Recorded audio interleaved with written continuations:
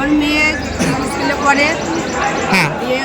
মেয়ে ফোনে আলমগীর স্যার আর সত্যজিৎ স্যার যা তা ফোনে মেসেজ করে যা তা বলে পাঠিয়েছে, কিন্তু মেয়েকে তো স্কুলে পাঠায় ভালো পড়াশোনা করার জন্য, ঠিক আছে, কিন্তু স্কুলের স্যাররা তো বাবা মায়ের মতো, কিন্তু ওরা নোংরা নোংরা ভাষায় মেসেজ করে পাঠাচ্ছে। এটা কি উচিত? এটা উচিত নয়।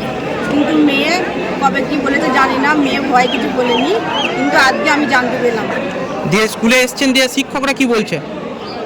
স্কুলে এসে যারা এরকম বলেছে তারা এখন স্কুলে পৌঁছায়নি, আজকে তারা আজকে স্কুলে আসেইনি।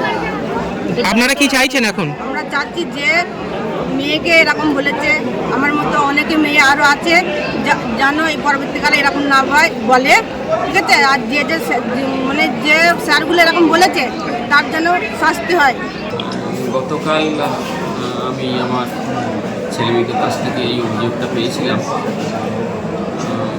মর্মাহত হয়েছি, কী করবো ভেবে পাচ্ছিলাম না। সঙ্গে সঙ্গে ছেলেমেয়েদেরকে সামনে রেখেই আমি সেই টিচাররা প্রেজেন্ট ছিলেন, আমি তাদেরকে ডেকে তাদের সঙ্গে কথা বললাম, মানে বলিয়েছিলাম তাদেরকে।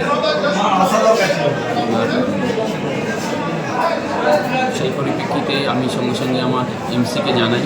আমার প্রেসিডেন্ট সাহেব আমার পাশে আছেন। প্রেসিডেন্ট সাহেব ইমার্জেন্সি মিটিং দিয়ে আজকে আমাদের 3:30টায় একটা মিটিং অ্যারেঞ্জ করেছিলাম আমরা স্কুলের তরফ থেকে, যে কী পদক্ষেপ নেওয়া যায়। আমি ফোন মারফত আমার এসআই সাহেবকে জানিয়েছিলাম ব্যাপারটা, আমার উদ্যোতনে উনিও এসছেন।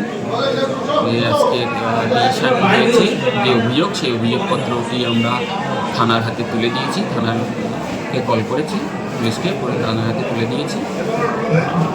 যেই 3 জন শিক্ষকের বিরুদ্ধে অভিযোগ উঠেছে তার মধ্যে একজন শিক্ষক এসেছে এবং হচ্ছে কি তাকে আপনাদের আটকেও রাখতে হয়েছে স্কুলের মধ্যে, মানে হচ্ছে কি তার কি বক্তব্য? সেভাবে তার সঙ্গে কথা আমার বলা হয়নি, তিনি স্কুলে এসেছেন এটুকুই। আর তো শিক্ষকরা কি স্বীকার করেছে তাদের বিরুদ্ধে যে অভিযোগ?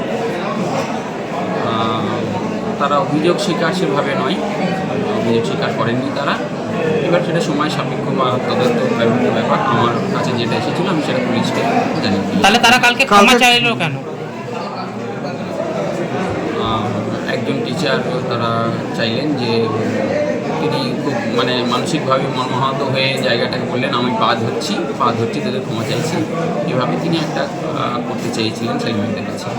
মানে নিশ্চয়ই তিনি অভিযোগ করেছেন, নাহলে মানে এমন ঘটনা ঘটিয়েছেন, নাহলে সে ক্ষমা চাইবেন কেন?